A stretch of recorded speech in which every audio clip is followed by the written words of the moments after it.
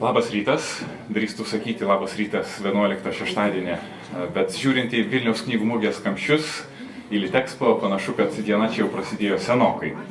Ačiū, kad susirinkote į Lietuvos istorijos instituto surengtą Vilniaus istorijos tritomio pristatymą. Priešais jūs monumentalus darbas, kiek žiūrėjau pristatymų, diskusijų, žodis monumentalus yra dažniausiai vartojamas žodis. Nežinau, kiek puslapių prasme trunka šis veikalas, bet kilogramų prasme kažkas tarp 5 ir 7 kilogramų.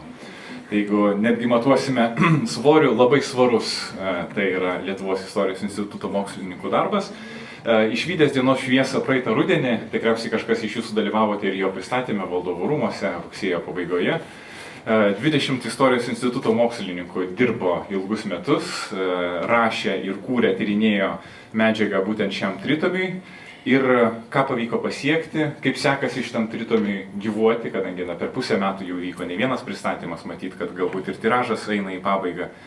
Ir kokie planai ateičiai, kadangi atrodytų, jog kalbame kovo 11-osios priešaušryje ir 4-ojo tomo medžiaga vyksta ir renkama mums dabar gyvenant, ar ne?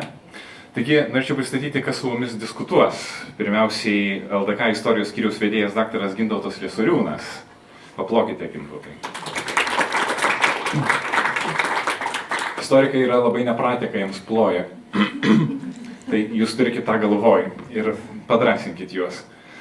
Taip pat 19 amžiaus istorijos skyriaus mokslininkas profesorius Virgilijus Pugačiauskas. Ir 20 amžiaus skyriaus mokslininkė daktarė Vitalija Stravinskienė. Taigi, gerbimieji, ir pradėkime nuo bendro klausimo. Nebe pirmojoje diskusijoje jūs dalyvaujate ir daug buvo kalbama apie tritomį po pristatymo. Kokios tendencijos išryškėja, kas labiausiai jaudina skaitytojus, apie ką dažniausiai sulaukite klausimų tritomio kontekste? Gintautai, pradėkime nuo jūsų. Na, klausimą, kas naujo šitame tritome atsirado, reiškia, palyginus su ankstesniais darbais, taip pat žmonėms įdomu, šiek tiek, jeigu žiūrėti pirmą tomą, pasikeitė tą seno Vilniaus interpretaciją, pasendinom šiek tiek Vilnių, pagoniškų šventyklų sumažėjo, katedros statyba kitaip interpretuojama, tai tie dalykai, kurie atminty daugelį išliko, tai mokslas juda į priekį, archeologai savo darbą dirba, interpretacijos keičiasi, radiniai nauji atsiranda, tai šiek tiek ta mitologija nusileidom iš debesų prie žemės, galima pasakyti. Na, o taip pat periodizacija domina, kodėl 3 tomai, ne 4, kodėl, reiškia, jeigu žiūrėti apie pirmą tomą, kodėl mes į tas 3 dalis suskirstėm. Nuo auditorijos skyrėsi, reiškia. 3 tomas susilaukė daug visokių klausimų, kaip lenkiška auditorija pristatinėjama, čia gal kolegė plačiau pašnekės, reiškia, apie tai. Na, 19 amžius irgi, pagal auditoriją labai priklauso, kas žmonėms rūpi. Nes šiaip šitam tritomyje įvairiais aspektais Vilniaus istorija yra pateikta, tas jau grina istorija, bet taip pat ir labai didelis menotyrininkų indėlis yra tyrinėjant Vilnių, tai kiek ten mes jau kaip istorikai paėgėme šitos darbus apibendrinti ir pristatyti, tai kaip sakant, kiek pavyko, reiškia, bet visais tais profiliais, jeigu žmonės pagal savo interesus žiūri, tai kažką tai suranda. Tai sintezės ir yra prasmė tokia, kad reikia apibendrinti tuos visus ligšiolinius tyrimus ir pagal tą situaciją, reiškia, buvo, kad vis dėlto daug skylių buvo iki šiol, prieš sėdant rašyti vis dėlto daug buvo liktai labai didžiulė istoriografija, o šiek tiek skylių buvo. Tai ką mes dar specialiai šitam tritomui rengdami, ką mes konkrečiai dar patyrinėjome. Tai irgi klausinėjome. Vitalija, pratęskite, kaip jums atrodo? Jau peršoksim šiek tiek per amžius į 20 amžių, nes aš dalyvavau rašant 3-ąjį tomą, Reikia pasakyti, be to, ką jau Gintas paminėjo, kad kartais žmonės domisi tiesiog asmeninėm istorijom. Kadangi rašomės apie Vilnių labai daug, kasdienybę, tai domisi ir aš surasiu, pavyzdžiui, savo mikrorajono istoriją. Tai galiu užtikrinti, kad trečiajame tame tome tikrai mes daug dėmesio skiriam miesto plėtrai, demografijai ir atsakant, gal čia truputį užbėgant už akių pasakysiu, kad iš tikrųjų tarpukario laikotarpį mes integravome, apie jį mes labai mažai žinojome, labai mūsų didelis dėmesys buvo skirtas šitam laikotarpiui ir praktiškai mes užpildėme visiškai buvusią tokią didelę baltą dėmę. Nes ankstesnė istorija Vilniaus, kaip žinote, buvo išleista 1972 metais ir tenai tikrai neverta buvo ieškoti tų temų ir tų problemų, kur tiesiog dėl laiko chronologijos negalėjo ir dėl politinių priežasčių negalėjo būti aprašyta. Dar kas domina ypač jaunesnę visuomenės dalį, tai susilaukiam klausimų, kaip yra Vilnius 39-40-aisiais, nes Lietuva atkūrė savo suverenitetą Vilniuje ir Vilniaus krašte ir kaip atrodo tas laikotarpis, ar jis liko kažkaip tiek nuošaly marginaliai, ar buvo iš tikrųjų gilintasi į tai, galiu užtikrinti, kad ir šitam laikotarpiu mes skiriame tikrai daug dėmesio, labai naujų faktų, medžiagos interpretacijų, nes praktiškai buvo dirbama ištisai archyvuose ir pakelta visiškai nauja, ne tik mūsų archyvų, bet ir Lenkijos archyvų medžiaga ir nauji požiūriai ir labai įdomus tokie požiūriai, sakyčiau. Daug dėmesio skirta miestiečiams. Tai manau, čia visiems buvusiem ir esamiem Vilniečiam tikrai aktualu ir įdomu skaityti. Nuraminsiu, kad tikrai nėra grinai akademinė kalba parašyta. Kiekvienas skaitytojas paėmęs tikrai labai lengvai skaitys, viską supras ir paskatins dar ieškoti kitų klausimų ir atsakymų. Vitalija iš karto iš anksto atsakė į klausimą apie auditoriją, nes paprastai klausimą, tai kokiai auditorijai jūs rašėt, kasgi skaitys jūsų 7 kg Vilniaus istorijos, kokia kalba čia parašyta ir taip toliau. Tai Vitalija apsidraudė ir iš anksto atsakė iš tą klausimą, kad aš nebeklausinėčiau. Ir Gilijau, iš jūsų perspektyvos, su kuo XIX amžiuje daugiausiai tapatinasi šiuolaikinis skaitytojas? Sunku pasakyti, istorikai iš principo yra kaltinami, kad jie rašo savo. Tai mes šiuo atveju galvojom, autoriai visi 5 mūsų galvojo, kaip čia atkreipti dėmesį ir parašyti įdomesnę istoriją, o įdomesnė istorija galima per žmogų. Bet aišku, sintezė yra toks dalykas, kad, apibendrini tai, kas iki tol parašyta, taip, o jeigu nebėra, reikia ieškoti kažką papildomai. Tai aš tikiuosi, kad mūsų tomas, atleiskit kolegos, yra labiausiai orientuotas į skaitytoją, nes jame mes pasistengėm tas temas paimti tokias kaip laisvalaikis, kultūra. Taip, stengiamės pasižiūrėti ne per struktūras, ne per politinius dalykus, taip, bet kaip funkcionavo žmogus, kaip jis jautėsi ir kaip atrodė. Tai buvo mūsų tikslas. Kiek mums pavyko yra sunku pasakyti, bet iš tikrųjų skaitytojas ten ras tikrai įdomių dalykų susijusių su pačio miesto funkcionavimu, taip, ir pačių miestiečių funkcionavimu per įvairius dalykus, per prekybą, per amatus, per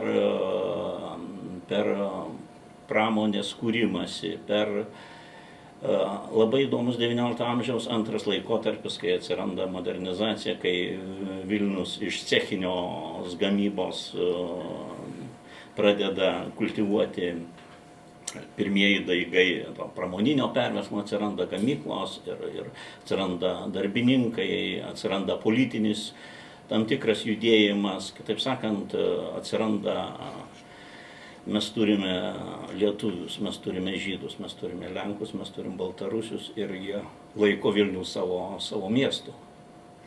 Gal, Virgilijau, jūs dar pasilikit mikrofoną, kadangi prieš neriant jau į tomus ir į konkrečius laikotarpius, smalsu paklausti apie istorikų virtuvę, apie tai, kaip 20 mokslininkų per ilgą laiko tarpą turėjo tarpusavyje susitarti, susiderinti temas, vėlgi išvelgti, kas yra tikrai aktualu, į kurios tos baltosios dėmės yra aštriausios. Kaip jūs dirbote? Koks buvo procesas tarp būtent redaktorių ir tarp mokslininkų, kurie darbavosi kartu su jumis? Tai mūsų tomas palankus tuo, kad ten mažiausia buvo autorių. Žinot, mes turbūt nelabai turim, kolega Lietuvos istoriją yra rašęs, tai turi daugiau patirties, rašyti kolektyvinius darbus. Kiekvienas mes esam su savo braižu, su savo matymo kampu, ypač pagyvenęs istorikas dar turi savitą savo požiūrį į istoriją. Tai tą suderinti kartais buvo sudėtinga. Bet iš esmės mums pavyko, kaip jau minėjau, mūsų buvo mažiau. Ir kitas dalykas, mes skaitėm vienas kito tekstus, perdavinėjom parašę ir diskutavom, ką reikėtų pridėti, ką reikėtų akcentuoti, ką reikėtų iš principo net neskelbti ir taip toliau. Tai kolektyvinis darbas visą laiką sunkus, mes dėja nesam prie to pripratę, bet teks priprasti.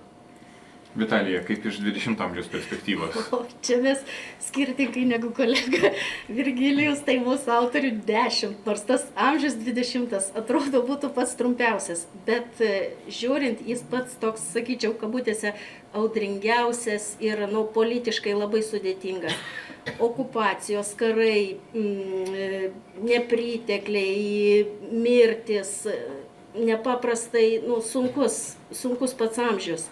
Ir irgi visi autoriai pasiskirstė tam tikrom temom ir panašiai kaip kitose tomuose derinom savo šiek tiek pozicijas, bet aišku turiu pasakyti, kad kai kurie kolegos nuliūdo, nes jie prirašė labai daug tekstų, bet galiausiai po redaktorių redagavimo buvo, kai kurių autorių tai daugiau kaip pusė išmesta teksto, nes tiesiog yra per daug aprašyta, o sintezai reikia koncentruoto tokio žvilgsnio visuminio, bet to dar buvo susikirtimo taškai, kai autoriai pasiskirstė temom, bet kažkuriam tai vis tiek yra labai įdomu ir tada į kolegos daržą, sakyčiau, taip įžengia ir tą pačią temą prašo. Tai kad nebūtų pasikartojimų, susikirtimų, tai irgi teko visą tą tekstą redaguoti ir atmesti. Ir bendru tokiu kolektyviniu darbu pasiekėm tokį rezultatą, kokį jūs matote prieš save trečiajame tome. Vitalija, jums reikia visus tuos tekstus sudėti į tokį, žinot, kine yra žanras director's cut, ten, kur jau ką norėjo pasakyti tikrai režisierius, tai jums reikia pridėti tokį priedą ir sudėti tos tekstus, kurie nepateko. Arba iš priešingo daržo atėjo, arba bijau, skaitytojai nusivils, nes reikia skaityti antrą, beveik panašaus apimties knygą, tai čia tikriausiai jau liks istorijos paraštėje tas dalykas, kas nepakliuvo į šitą. Instituto labirintuose kažkur tai. Gintautai, vis tik tai paprastai domėtis istorija mus labai priverčia įvairūs jubiliejai. Na ir pernai Vilniaus 700 metų jubiliejus yra neišimtis, daug naujo sužinojome apie miesto tapsmą, apie viduramžių laikotarpį, tam tikri mitai buvo paneigti. Kokios jūsų tuome baltosios dėmės yra ryškiausios, kurias jūs padengėte, užglaistėte arba radote šitą naują? Ačiū. Bet čia ne su 3 valandom dabar. Tai be abejo.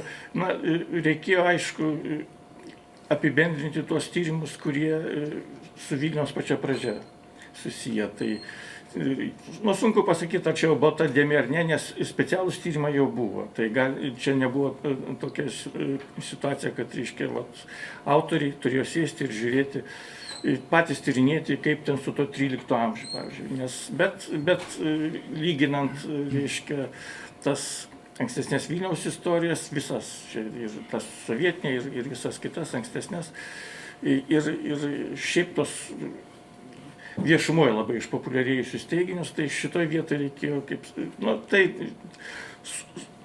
sakau, nuleisti nuo tos romantikos iki žemės šitą situaciją reikėjo. Tai interpretacija Vilniaus atsiradimo, 13 amžiaus pradžia, 13 amžiaus Vilniaus istorija. Didelė spraga buvo demografija Vilniaus, nes yra iki galo, aišku, šitas dalykas nėra pabaigtas tyrinėti, nes labai šaltiniai yra sudėtingi Lietuvos didžiosios kunigaikštystės laikotarpio, bet funkcionuoja lietuvių ir atminti, ir populiarioji istorinė sąmonė tokie visiškai fantastiniai skaičiai. Ten 100 000, 50 000 Vilniaus gyventojų, didesnis Vilnius už Gdanską, didesnis už Krokuvą išeina. Na tai vat kažkur tai iki tokios, reiškia, protingos ribos, 20-25 000. Irgi tas pagrindinis knygos dėmesys yra į miestiečių bendruomenę nukreiptas. Tai yra daug, mano galva, daug tokių, reiškia, naujų dalykų ir apibendrinta su miesto savivalda, miestiečių bendruomenė, cechais. Na, kitaip tariant, reiškia, ir jeigu dar palyginti tą visą ankstesnį, reiškia, Vilniaus vaizdą mūsų istoriografijai, tai yra labai, sakyčiau, išsamiai aprašytas ta pirmoji Vilniaus okupacija, tai yra Maskvėnų valdžia Vilniuje 1655-61 metai, reiškia. Tai vat, mes jau, kaip sakant, prisiskaitę apie tuos dalykus buvome, bet platesnei visuomenė tai nėra labai tokie pažįstami dalykai, tai sakyčiau, vat tiems aspektams, kurie buvo, reiškia, mažiau nušviesti istoriografijoje, tai vat daugiau žalios šviesos buvo. Nu ir be abejo, labai daug yra Vilniaus urbanistiniai raidai, sociotopografiniai raidai, planai, žemėlapiai, tai vat skaitytojas tikrai šitoje vietoje daug naujo turėtų pamatyti. Mes matome, kad tyrinėjimai vis plečiasi eigoje, ar ne? Tomai tik tai išėjo, mes po naujų metų sužinome istoriją apie Vilniaus lobį, tuomet prieš savaitę iškyla vėl diskusija apie Vytauto Didžiojo palaikų paieškas. Kas šiomis temomis jau yra pirmajame tome?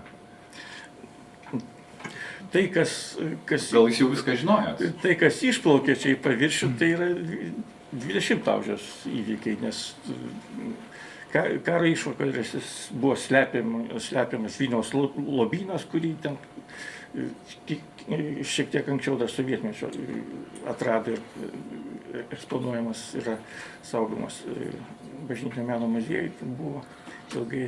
Na ir apie tas insignijas irgi be abejo žinojome, kad jos buvo katedroje paslėptos. Na va, tai kaip minėjau, archeologiniai šaltiniai plečiasi su kiekvienais metais, nes tai yra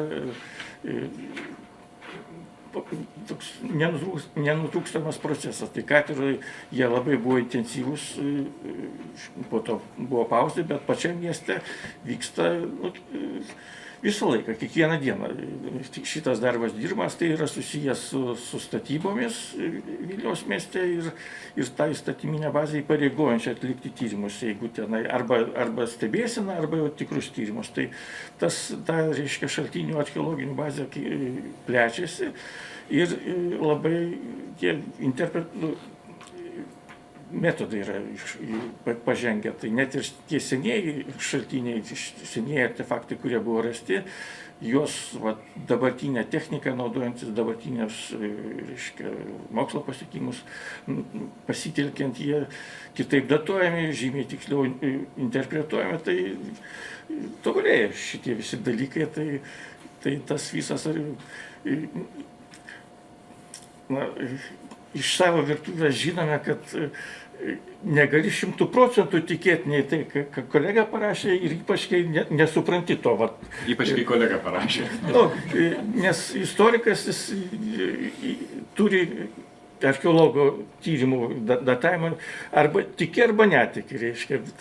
Tai supranti, kad yra kažkokios paklaidos, bet šiais laikais jau tiek pažengia, kad jau tas pasitikėjimo laipsnis žymiai padidėjęs. Tikėjimas virsta pasitikėjimu.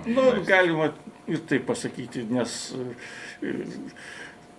vis tiek žmogus jaučia, kur fantazija prasideda, reiškia. Tai šitoj vietoj, bent jau autorių mūsų kolektyvas, labai save suvaldė ir, man atrodo, ten tų visokių legendų jau nebėra pas mus. Virgilijau, mikrofonas turėtų atsidurti pas jūs. Jūsų tomas prasideda nuo Kosciuškos sukilimo ir baigėsi Pirmuoju pasauliniu karu beveik 1914. XIX amžiuje yra daug įvykių, žinoma, tai jau kalbame apie Vilnių, kuris netekė sostinės statuso. Yra daug įvykių, su kuriais mes tik dabar pradedam tapatintis po truputėlį. Turiu galvoje ir abu sukilimus, kurie tarsi mūsų, tarsi Lenkų, tarsi mes buvom susijęs su šitais įvykiais, bet mūsų istoriografijoje, tarsi ir istorikų darbuose tai taip gausiai, atrodytų, neatsispindi įvairūs smulkus, bet labai įdomus nutikimai, kaip Vilniaus, pavyzdžiui, prancūzų armija Vilniuje ir paskui sekęs trumpas kelių mėnesių prancūziškasis periodas, tada Pirmasis pasaulinis karas, čia gal tikriausiai jau Vitalijai bus klausimas. Bet visgi, kaip pavyko jums sujungti tą XIX amžių, kuris ne iki galo buvo mums savas, kalbant apie tos pagrindinius istorijos įvykius? Na taip, Vilnius gyvavo Rusijos imperijos erdvėje 119 metų ir turbūt esminis klausimas būtų, kiek jis išliko tuo, nes jis ir 119 metų iš principo buvo šio krašto, tai yra buvusios Lietuvos didžiosios kunigaikštystės centrinių miestų. Tai jeigu, nepaisant, kad jis prarado sostinės statusą, bet jeigu XIX amžiaus pirmoje pusėje vis dėlto mes turim super reiškinį, tai Vilniaus universitetas ir paliktas pėdsakas visuose sluoksniuose visuomenės, politika, kultūra, netgi ekonominė prasme. Vėliau 31 metų sukilimas Vilniuje dėja jis nefunkcionuoja, nes komitetai kūrėsi, studentai universiteto išeina iš Vilniaus, nes Vilniuje tiesiog sukoncentruota didelė kariuomenė ir nėra šansų, kad pavyks čia suorganizuoti sukilimą ir dar rusai, reiškia, Kreivajam kalne, Pilies kalne pastato įtvirtinimus, taip. Ir tie įtvirtinimai specifika nukreipti yra prieš vietinius gyventojus, taip, kad rusų karinė įgula apsisaugotų nuo miestiečių. Taip.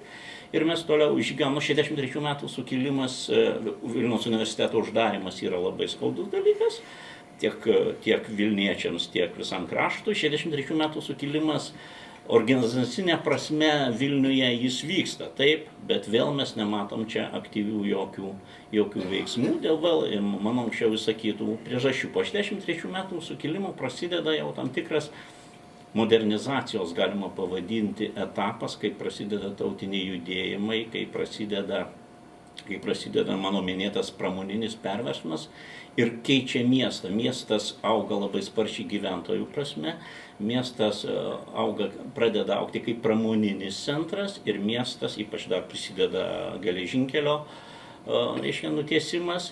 Ir miestas prekybinė prasme, miestas tampa jau mažiau ne vidinės prekybos, bet ir užsienio prekybos centru. Ir prasideda labai sparti urbanizacija.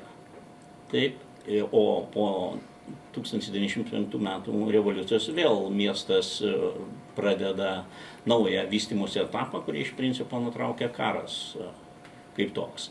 Tai ir tas miestas visą laiką išliko. Rusai stebėjosi, nes iš principo šitam mieste bent jau iki 63 metų sukilimo rusiška dvasia buvo tik tai valdininkų tarpe. Atvykę iš Sankt Peterburgo ar Maskvos valdininkai stebėdavo, o kur čia rusai? Taigi čia ne rusiškas miestas, absoliučiai gyventojų sudėtimis žiūrint.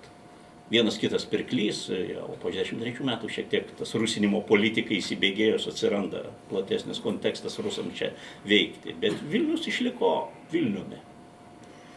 Gintautas kalbėjo apie baltasias dėmes. Kokios jūsų buvo baltosios dėmės, kurias jūs didžiuojatės užpildę šiame tome? Mes didžiuojamės užbaigę šitą tomą sėkmingai. O baltųjų, aišku, jeigu rimtai baltųjų dėmių iš tikrųjų buvo, nes, kaip jau minėjau, sintezė yra apibendrinimas tai, kas parašyta. Ir 19 amžius yra podukros vietoje, taip, LDK suprantu, ten vėliau 20 vėl, O čia tas periodas, kai mes netekę valstybingumo ir nepritraukia daug platesnio skaitytojo rato, iš principo, ir tyrinėtojo rato. Taigi Baltosios dėmės buvo vėl, mes susidūrėm su problema, kad XIX amžiaus antroje pusėje apie miesto savivaldą absoliučiai nėra parašyta. Reikėjo eiti į archyvus, žiūrėti, kelti ir bandyti užglaistyti. Nauja tai, kas atsirado jau čia su Juozo Paškausko tyrimais, tai vis dėlto XIX amžiaus antroje pusėje miesto kultūros, laisvalaikio dalykai, darbininkų aprašymas, kitaip sakant, pasikeitusio miesto visapusiškas vaizdas. Taip. Aišku, problematiška visą laiką buvo ir mums nelabai pasisekė vis dėlto, jeigu kalbam apie tautinę sudėtį, tai žydai sudarė, tai yra antra grupė kiekybinė prasme Vilniaus mieste ir apie juos mes kažkaip bandėm per religinius dalykus, per kitus dalykus, per amatus, per pirklystę, bet čia dar yra ką veikti šitoje srityje. Tai tiek.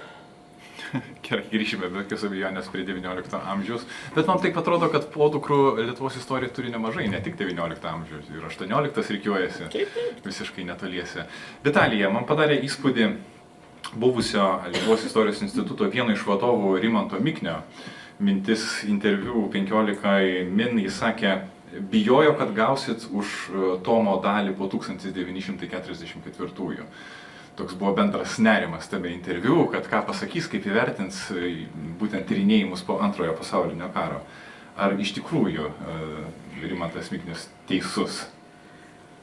Vertinimų gali būti įvairių, bet iš tikrųjų trečiajam tome, tas antra tokia tomo dalis, didelė sovietmetis nuo 44-ųjų yra naujai interpretuotas.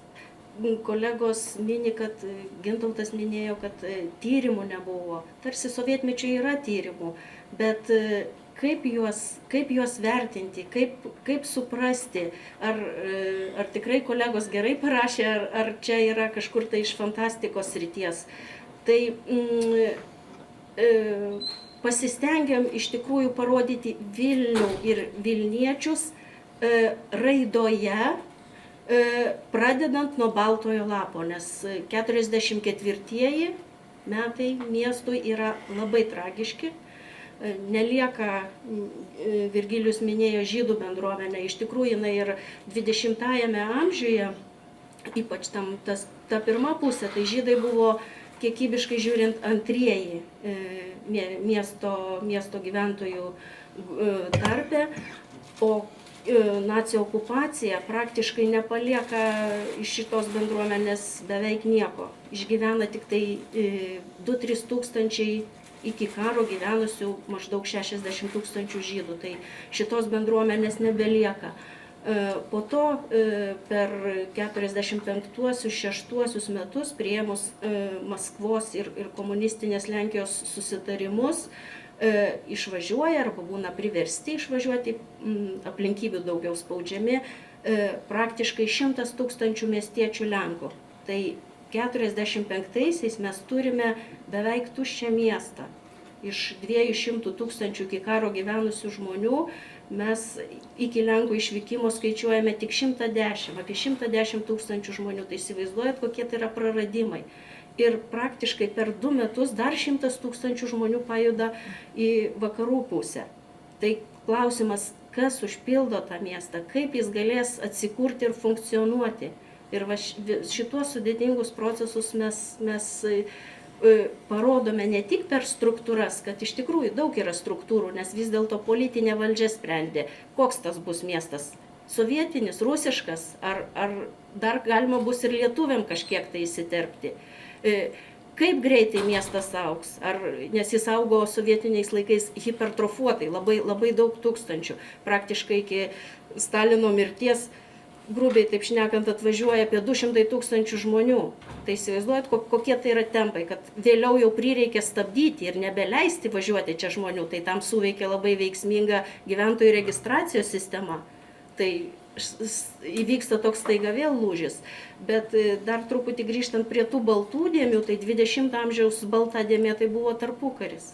Nes praktiškai Lietuvos gyventojai, nekalbant apie Lenkų bendruomenę, kuri čia specialiai gal domėjosi, nieko plačiau nežinojo, kaip tas miestas funkcionavo, pradedant nuo Pirmojo pasaulinio karo, kas, man atrodo, čia parodyta labai gerai, Pirmasis pasaulinis karas, ir gal iš dalies dėl to, kad šitą laikotarpį rašė mūsų kolega Italas. Iš Italijos mes turime kolegą atvykusi, Andrė Grifantė, ir jis aprašė būtent tą sudėtingą miesto laikotarpį. Pirmojo pasaulinio karo funkcionavimas ir miestiečiai, kokios struktūros jis aprašė. O kovos dėl nepriklausomybės, nes abi respublikos, ir Lietuva projektavo, kad Vilnius bus sostinė, ir Lenkija taip pat, ne sostinės aišku, nes tarpukariu Vilnius tampa geriausiu atveju provincinio regiono centru, nes tas nučiuožia jo statusas ir tas tiesiogiai turi įtaką jo plėtrai ir raidai tarpukariu, bet ir Lenkija vis tiek, jinai labai, ir aišku, pasiekė savo tikslų labai tvirtai, iš pat pradžių pareiškė, kad Vilnius bus jo sudėty, ir tą realizavo, turėdama militarinius, aišku, pajėgumus ir demografinius. Tai tas irgi sudėtingas laikotarpis, kai Lenkijos sudėty miestas funkcionuoja miestiečiai, bet mes stengiamės parodyti, kad čia buvo ne tik Lenkai ir Žydai, bet buvo ir mažųjų bendruomenių, kaip tie patys lietuviai gyveno, kiek jų buvo. Nes statistika visą laiką tvirtino, kad čia tik 1,5 tūkstančio lietuvių buvo, bet parodome, kad tai realiai ne tiek buvo, jų buvo daugiau, 3 kartus daugiau. Miesto visam kontekste tai nedaug ką lemia, 5 ar 6 tūkstančiai, bet istorinio objektyvumo požiūrių žiūrint, tai tikrai svarbu. Tai parodėme tą, ir pagaliau lietuvių siekius mes be Vilniaus nenurimsim, realizuojamas 39-aisiais. Ir kaip tada miestas vyksta, kokios konfrontacijos vyksta, kai ateina Lietuvos valdžia ir visuomenės atstovai į Vilnių, ir kas čia darosi per tą Antrojo pasaulinio karo laikotarpį, jo pradžią. Čia irgi labai dinamiški ir sudėtingi procesai. Tai visas tas skylės mes užpildėme, ir manau, skaitytojams bus tikrai nepaprastai įdomu skaityti, apie savo senelius ar prosenelius net skaityti, nes praktiškai tai kiekvieno žmogaus yra šeimos ar giminės istorija. Jeigu nebus paminėta pavardė, bet tai vis tiek jūs ras atitikmenį. Na, mes turim nuolatinę tą diskusiją, kalbant apie tikrus Vilniečius, netikrus Vilniečius, kas daro Vilnietį tikrų Vilniečių. Po to, ką jūs sakote apie Vilniaus raidą, ypatingai po Antrojo pasaulinio karo, atrodytų, kad šita diskusija neturėtų vykti apskritai. Na, aš manau, jeigu iš tų senųjų tokios, nes įvyko pertrūkis, nes praktiškai tų senųjų Vilniečių nebelieka. Mes turime tik 2 bendruomenės tokias su prieškariniam ištakom. Tai yra Lenkų bendruomenės, nes po išvykimo Lenkų, po repatriacijos, evakuacijos ar perkelimo, nes įvairiai įvardymas tas procesas, lieka 10-15 tūkstančių. Ir yra senoji Vilniečių lietuvių bendruomenė, kuri nuo tarpukario dar ir 19 amžiaus šaknis turi, ir jinai turi savo tęstinumą. O kitos yra bendruomenės naujos, bet jau istorijos požiūrį žiūrint 70-80 metų, tai jau tikrai nekyla diskusijų, kad visi esame Vilniečiai. Virgilijau, dar grįžkime trumpai prie jūsų, ypatingai kalbant apie laikotarpius, kuomet Vilnius ėjo iš rankų į rankas. Kokia situacija buvo ir yra su šaltiniais? Ar jie yra čia, ar prieinami, ko labiausiai trūksta, ko galbūt jūs nežinote ir dar nėra užpildytos tos spragos šiuose 3 tomuose, ką reikėtų sužinoti arba atrasti? 19 amžiaus šaltinių prasme yra tam tikras paradoksas, už kurį reiktų padėkoti Rusijos biurokratijai. Šaltinių yra tiek daug ir dažnai sunkiai skaitomi, kad reikia iš esmės jau neieškoti šaltinių, o ieškoti šaltiniuose tą, ką nori surasti ir ateiti į šaltinių su klausimynu. Taip, kad šaltinių tikrai mes turim pakankamai daugelį dalykų, tik tai reikia su jais dirbti. 19 amžius nėra populiarus tyrimo prasme. Jis yra įdomus, jis yra dar, sakyčiau, neatskleistas ir ko gero dar laukia savo tyrinėtojų ir naujausios kartos istorikų, kurie pasižiūrėtų į tos naujus dalykus, tai ir tautinius dalykus, pavyzdžiui, moterų istorija labai įdomi. gali būti XIX amžiaus per Vilniaus magistrato bylas, kurių irgi yra labai gausiai kiekvienais metais, ir Rusijos valdžios politika, kuri atskleidžiama XIX amžiaus pirmoji pusėje, atsiprašau, XIX amžiaus antroji pusėje, bet pirmoji pusėje dar laukiame tyrimų ir vėl grįžtant prie to, tiesiog traukia, tai yra šiandieną jau irgi yra mada tam tikra pasižiūrėti per naują į ekonominę problemą, kaip vystėsi pramoninis perversmas būtent mieste, kodėl jis vėlavo, kaip jis buvo forsuojamas, neforsuojamas, garsioji Halės turgavietė, viena iš modernių to meto pastatų ir taip toliau. Tai tiek. Vitalija, jūsų atveju? Mūsų atveju yra tokios dvi pusės. Sovietmečio laikotarpiu šaltinių taip, irgi dėkojame sovietiniams biurokratams, kurie tikrai, ypač tas stalinizmo laikotarpis, jis sodresnis, gausesnis šaltiniais ir tie dokumentai dar nėra tokie visiškai biurokratiški, dar galima rasti ir įdomesnę mintį, įžvalgą kažkokią, kuo gilinį sovietmetį, tuo tie dokumentai tokie tampa labai nuobodus, rutiniški ir ne kažką randi, nes paprastai yra kopijuojami nuo vieno dokumento ataskaitos kokios nors į kitus metus viskas keliauja. Bet su tarpukariu iš tikrųjų buvo šiokių tokių problemų, nes tų šaltinių nėra daug, dėl ko galima apgailestauti, kad mes irgi nepasiekėm dar žydų bendruomenės kaip tokios, kadangi mums dar neprieinami šaltiniai jų, nes jidiš kalbą skaitančių mokslininkų yra vienetai. Tai daugiau sprendėm tą problemą irgi iš bendrų, iš magistrato dokumentų, iš kažkokių ataskaitų teiktų valdžios struktūroms, iš darbų to meto žydų mokslininkų. Tai bandėme šitą problemą taip spręsti, bet iš tikrųjų tas tarpukaris reikalavo labai didelio indėlio ir darbo archyvose. Nes kaip mėgstam pajuokauti, rašant sintezę galima nuo kitų istorikų darbų nusirašyti. Šiuo atveju nebuvo nuo ko nusirašyti ir teko eiti kaip studentams į archyvus ir kelti dokumentus ir ieškoti atsakymų. Ką mes išsprendėme, tai Gintas pirmam tome apgailestavo dėl demografijos. Mes tam gyventojui ir pokyčiams trečiam tome tikrai daug skirta. Sudėjome į žemėlapius, sudėjome į lenteles ir tai tikrai parodėme, kaip mėgsta, sakysim, tarpukariu buvo sakoma, kad tai yra lenkiškas miestas. Mes tai parodėme, kad tikrai yra įvairus miestas ir funkcionuoja įvairios bendruomenės. Taip pat ir sovietmečių parodėme, koks tas miestas įvairus ir kodėl jis toks yra. Rasite ir tai atsakymus. Kodėl būtent atsitiko taip, o ne kitaip. Kodėl sovietmečių pagaliau sovietmečio pabaigoje realizuotas šūkis, kad lietuviai turi dominuoti Vilniuje. Tai įvyksta tik tai sovietmečio pabaigoje, kai jau daugiau kaip pusę gyventojų sudaro lietuviai. Ir irgi rasite atsakymą, kodėl ir kokiu keliu tai atsitiko. Gintautai, aš jau nedrįstu Jums užduoti klausimą apie šaltinius, nes Jūs sakėt, kad reikia arba tikėti, arba pasitikėti kolegomis ir kaip ir viskas tvarkoje. Kuo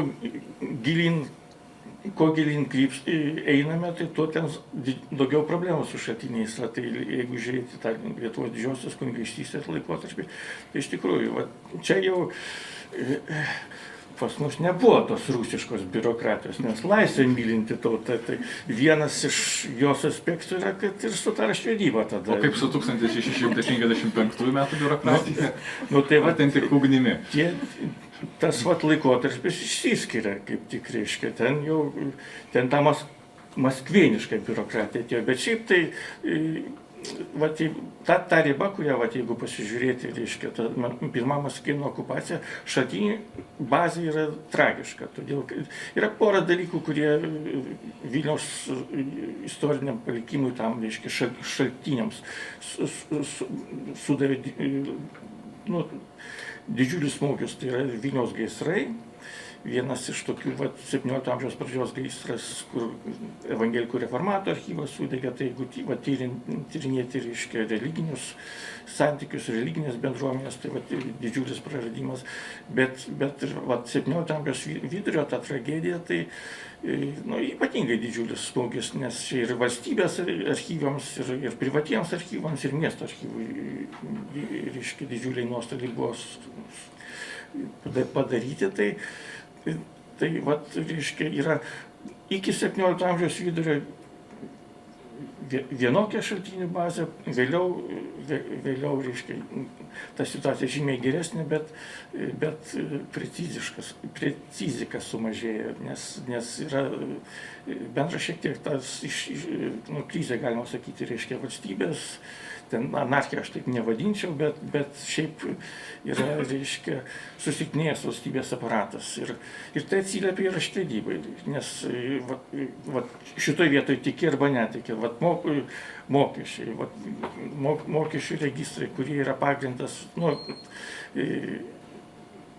demografijai tyrinėti ir iždui, biudžetui, ekonominiai raidai. Tai kiek ten